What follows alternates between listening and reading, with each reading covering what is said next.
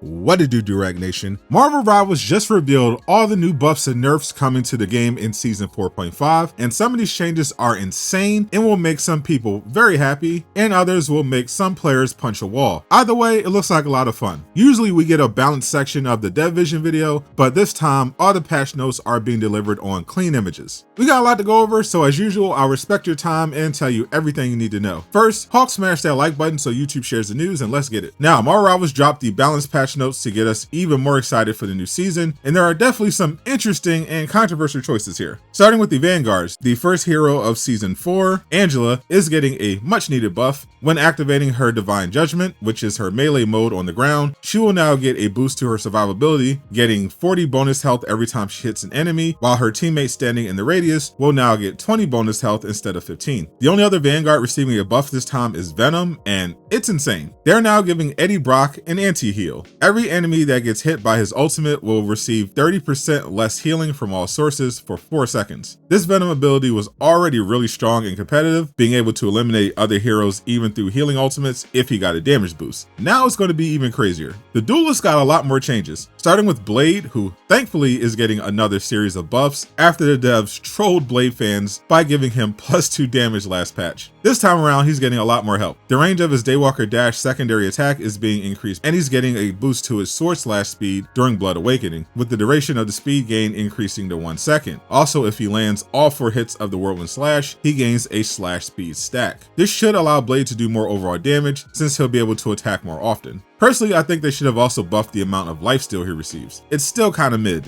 Human Torch, who many top players consider to be the most broken character in Rivals, is getting another nerf. The damage of his fire cluster is dropping slightly from 5.5 to 5, and now it has a 0.5 second delay before the ammo recharges. He's also getting a slight nerf to his movement speed when using the plasma body skill from 900 to 850. Iron Fist is getting a tiny nerf, but also a big buff. His left click is getting a slight nerf from 9 to 8, but now he does an insane percentage damage to enemies max health of 3.1%, which means he's going to be even more annoying if you're a character with a lot of HP. Mr. Fantastic is finally getting a new buff. If he pulls in an enemy with his Distended Grip ability, they are now unable to move for 1 second. So Mr. Fantastic basically can do a Winter Soldier hook now. Fortunately, you have to aim to land that skill, so most people are safe. Phoenix, the other hero top players consider to be the most overpowered in the game, is getting nothing but nerfs. Her melee attacks don't stack sparks anymore, she doesn't regain ammo from her flight skill, and that flight ability got 1 second of added cooldown. This is to prevent the Jean Grey infinite ammo and animation cancel exploit players have been taking advantage of since last season. Hela, who used to be considered the top DPS in the game, is getting a buff to her survivability. The startup time of her crow is getting reduced, so she's less vulnerable, and it gives her 25 bonus health. If they had to buff Hela, I'm glad they didn't go too far this time. This is a solid change. Psylocke is getting a buff to her ultimate ability after getting a damage nerf last patch. The rate she was slowed during her ultimate is being cut in half from 30% to 15%, and the damage of each strike is bumping up from 150 to 170. Psylocke's ultimate hasn't been that threatening in months since it was nerfed, and now the devs feel like it's safe to give it a boost. I'm expecting this to get nerfed again. She's too strong. We're also getting some changes to the strategists, and there's definitely going to be a lot of conversation about some of these. Cloak and Dagger are getting a slight nerf to their ultimate, with the energy cost increasing by 200, so it takes them longer to get. I doubt you'll notice it. Jeff the Landshark, who has been terrorizing pro players lately, is getting a nerf to his passive Oblivious Cuteness, so he now only gets 50% damage reduction from critical hits instead of 70.